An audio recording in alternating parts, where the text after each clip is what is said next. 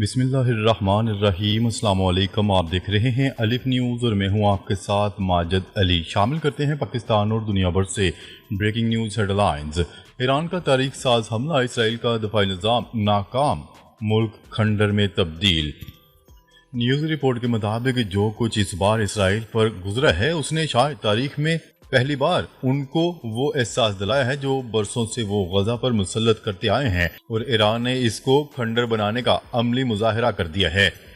News report کے مطابق راتوں رات اسرائیل میں ایمرجنسی نافذ کر دی گئی۔ ہر طرف خوف، تباہی اور ہولناک مناظر تھے۔ بلڈنگز زمین بوس ہو چکی تھیں، لوگ شیلٹرز میں جا کر بھی محفوظ نہ رہ سکے۔ اسرائیل کے آئرن ڈوم، ڈیوڈ سلنگ اور تھارڈ جیسے مہنگے دفاعی نظام مکمل طور پر ناکام ہو گئے۔ ایران نے یہ حملہ اس وقت کیا جب اسرائیل، امریکہ اور برطانیہ مل کر ایران کے نیوکلیر تنصیبات پر حملے کی تیاری مکمل کر چکے تھے، لیکن ایران نے پیشگی حملہ کر کے اسرائیل کی منصوبہ بندی کو خاک میں ملا دیا۔ نیتن یاہو کو ڈونلڈ ٹرمپ سے بار بار مدد مانگنی پڑی اور کہا کہ اب ایران کے نیوکلیر پروگرام کو مکمل تباہ کرنا ناگزیر ہو چکا ہے۔ اس حملے میں نہ صرف اسرائیلی عمارتیں تباہ ہوئیں بلکہ درجنوں اسرائیلی شہری ہلاک، سینکڑوں زخمی اور درجنوں لاپتہ ہو چکے ہیں۔ اسرائیلی میڈیا کی رپورٹ کے مطابق 35 افراد اب تک لاپتہ ہیں، جبکہ درجنوں افراد کو لباس پہننے کی مہلت بھی نہ ملی۔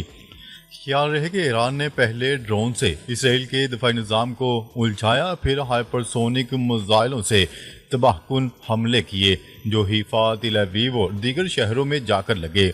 یہ وہ لمحہ تھا جب اسرائیل کو پہلی بار غزہ جیسی تباہی کا سامنا کرنا پڑا۔ اہم بات یہ ہے کہ ایران اس جنگ میں مکمل طور پر تنہا ہے۔ نہ کسی اسلامی ملک نے مدد کی اور نہ عرب دنیا نے آواز اٹھائی۔ صرف چین اور روس تکنیکی حد تک شریک ہیں، لیکن میدان جنگ میں ایران اکیلا ہے۔ خبر کے اگلے حصے میں بات کرتے ہیں۔ ایران نے اسرائیل پر 7 ٹن بارودی مواد سے لدے حاج قاسم سپر سونک میزائل داغ دیے۔ ایرانی خبرساں ایجنسی کی رپورٹ کے مطابق ایران نے صبح سویرے تل ابیب اور شمالی شہر حیفا پر بیلسٹک، ہائپرسونک میزائلوں اور ڈرون سے اہم تنصیبات پر حملے کیے گئے، جس کے بعد متعدد عمارتیں کھنڈر بن گئی۔ ایرانی حملوں میں متعدد اسرائیلی ہلاک اور درجنوں زخمی ہوئے۔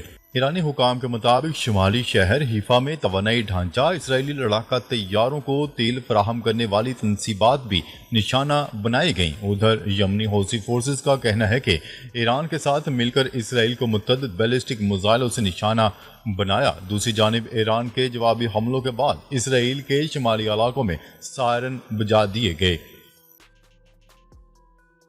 خبر کے اگلے حصے میں بات کرتے ہیں پیوٹن کا ڈونلڈ ٹرمپ سے ٹیلی فونک رابطہ، مشرق وسطیٰ کی صورتحال پر اظہار تشویش۔ روس کے صدر ولادیمیر پیوٹن نے امریکی ہم منصب ڈونلڈ ٹرمپ سے ٹیلی فونک رابطہ کیا، جس میں مشرق وسطیٰ کی بگڑتی ہوئی صورتحال پر تشویش کا اظہار کیا گیا۔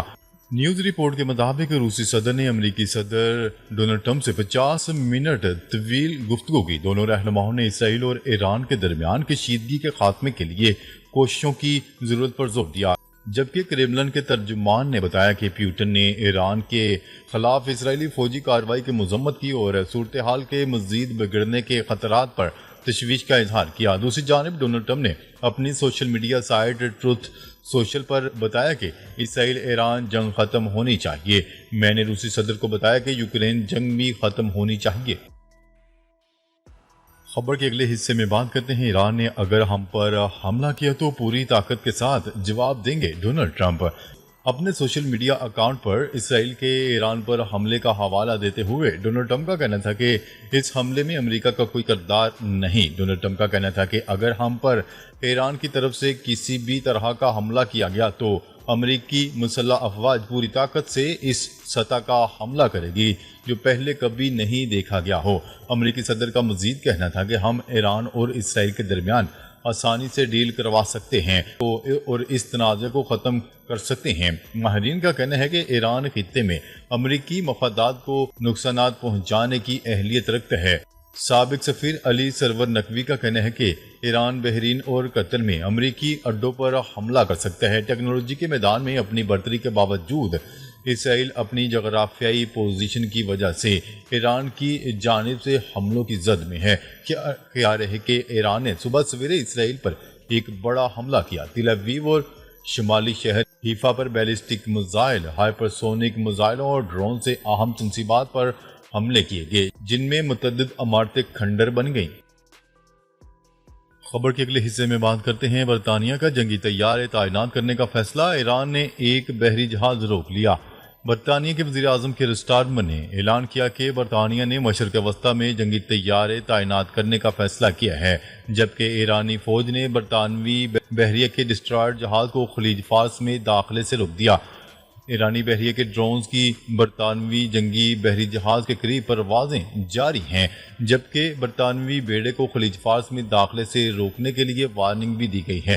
ایرانی فوج کا کہنا ہے کہ وہ برٹش نیوی کے جہاز کو بحیرہ ہند میں داخلے کے وقت سے ہی مانیٹر کر رہی تھی۔ برطانیہ اسرائیلی میزائلوں کی رہنمائی کے لیے اپنا جنگی بحری جہاز خلیج فارس لانا چاہتا ہے۔ ادھر برطانیہ کے وزیر اعظم کیر سٹارمر نے کہا ہے کہ برطانیہ مشرق وسطی میں اپنے جنگی طیارے اور دیگر فوجی وسائل تعینات کر رہا ہے تاکہ خطے میں بڑھتی ہوئی کشیدگی کے پیش نظر اسرائیل کی ہنگامی معاونت فراہم کی جا سکے۔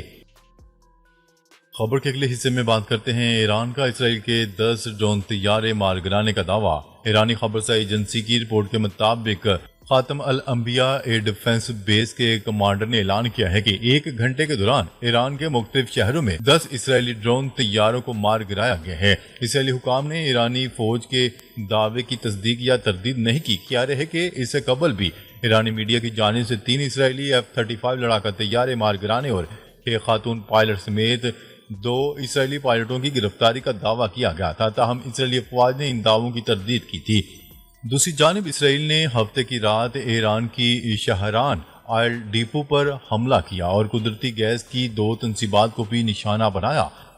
ایرانی میڈیا کے مطابق ایک ڈرون سے ساؤتھ پارس گیس فیلڈ کو نشانہ بنایا گیا، جس سے دھماکوں کے بعد آگ بھڑک اٹھی اور آگ کو فوری طور پر بجھا لیا گیا۔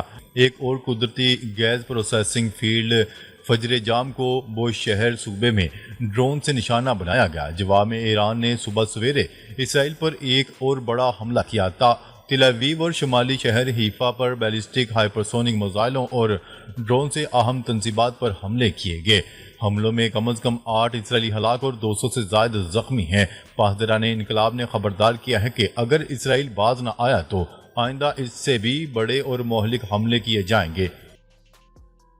خبر کے اگلے حصے میں بات کرتے ہیں ایران کے اسرائیل پر پہ در پہ حملوں کے بعد امریکہ نے یوکرین سے بعض میزائل دفاعی نظام مشرق وسطی منتقل کر دیے۔ امریکی ٹیلی ویژن کو انٹرویو میں امریکی وزیر دفاع نے تصدیق کی ہے کہ ان سے بار بار پوچھا جا رہا ہے کہ آیا آپ نے بعض ڈرون ڈیفنس نظام یوکرین سے مشرق وسطی منتقل کیے ہیں، تو میرا جواب ہے ہاں، ہم نے کیے۔ امریکی وزیر دفاع کا کہنا تھا کہ ہم اپنے تمام تر وسائل استعمال کر رہے ہیں تاکہ اس خطے میں اپنے لوگوں کو بچایا جا سکے۔ یوکرین کے صدر زیلنسکی نے شکوہ کیا ہے کہ امریکہ روس کے خلاف استعمال کے لیے یوکرین بھیجے جانے والے 20,000 میزائل مشرق وسطی بھیج دیے ہیں۔ واضح رہے کہ گزشتہ روز امریکی ٹیلی ویژن نے دعویٰ کیا تھا کہ مشرق وسطی کے ممالک نے بھی ایران کا حصہ روکنے میں اسرائیل کی مدد کی ہے۔ اس کے علاوہ امریکہ کے معروف صحافی ٹکر کارلسن نے دعویٰ کیا ہے کہ صدر ڈونلڈ ٹرمپ ایران پر اسرائیل کے حملے سے پیشگی آگاہ تھے۔